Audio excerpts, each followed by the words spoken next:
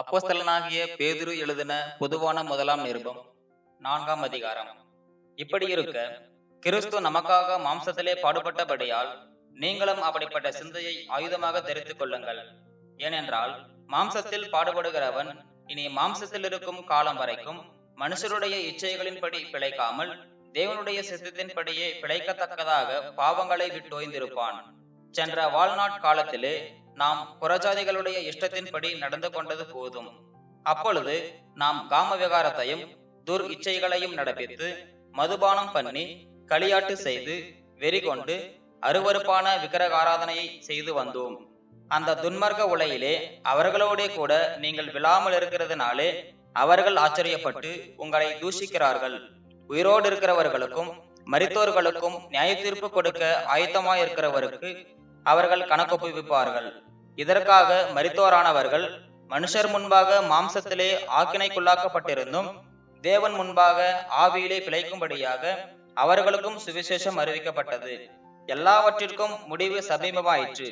ஆகையால் தெளிந்த புத்தியுள்ளவர்களாயிருந்து ஜெபம் பண்ணுவதற்கு ஜாக்கிரதையுள்ளவர்களாயிருங்கள். எல்லாவற்றிற்கும் மேலாக ஒருவரில் ஒருவர் ஊக்கமான அன்புள்ளவர்களாயிருங்கள். அன்பு திரளான பாவங்களை மூடும். முறுமுறுப்பில்லாமல் ஒருவரை ஒருவர் உபசரியுங்கள். அவனவன் பெற்ற வரத்தின்படியே நீங்கள் தேவனுடைய பற்பல கிருபையுள்ள ஈவுகளை பகிர்ந்து கொடுக்கும் நல்ல உக்கிரானக்காரர் போல ஒருவருக்கொருவர் உதவி செய்யுங்கள். ஒருவன் போதித்தால் தேவனுடைய வாக்கியங்களின்படி போதிக்க கடவன். ஒருவன் உதவி செய்தால் தேவன் தந்தரலும் பலத்தின்படி செய்ய கடவன். எல்லாவற்றிலேயும் இயேசு கிறிஸ்து மூலமாய் தேவன் மகிமைப்படும்படியே செய்வீர்களாக. அவருக்கே மகிமையும் வல்லமையும் சதா காலங்களிலும் உண்டாயிருப்பதாக. ஆமேன். பிரியமானவர்களே, உங்களை சோதிக்கும்படி உங்கள் நடுவில் பற்றி எறிகிற அக்கினியை குறித்து ஏதோ புதுமை என்று திகையாமல் கிறிஸ்துவின் மகிமை வெளிப்படும் போது நீங்கள் களி கூர்ந்து மகிழும்படியாக அவருடைய பாடுகளுக்கு நீங்கள் பங்காளிகளானதால் சந்தோஷப்படுங்கள்.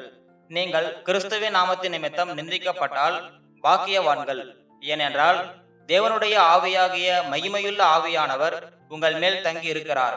அவர்களாலே தூஷிக்கப்படுகிறார், உங்களாலே மகிமைப்படுகிறார். ஆதலால் உங்களில் ஒருவனும் கொலைபாதகனாயாவது, திருடனாயாவது, பொல்லாங்கு செய்தவனாயாவது, அந்நிய காரியங்களிலே தலையிட்டு கொண்டவனாயாவது பாடுபடுகிறவனாய் இருக்கக்கூடாது. ஒருவன் கிறிஸ்தவனாய் இருப்பதினால் பாடுபட்டால் வெட்கப்படாமல் இருந்து அது நிமித்தம் தேவனை மகிமைப்படுத்த கடவன். நியாய தீர்ப்பு தேவனுடைய வீட்டிலே துவக்கும் காலமாய் இருக்கிறது. முந்தி நம்மிடத்திலே அது துவக்கினால் தேவனுடைய சுவிசேஷத்திற்கு கீழ்ப்படியாதவர்களின் முடிவு என்னமாயிருக்கும்? நீதிமானே ரட்சிக்கப்படுவது அரிதானால் பக்தி இல்லாதவனும் பாவியும் எங்கே நிற்பான்?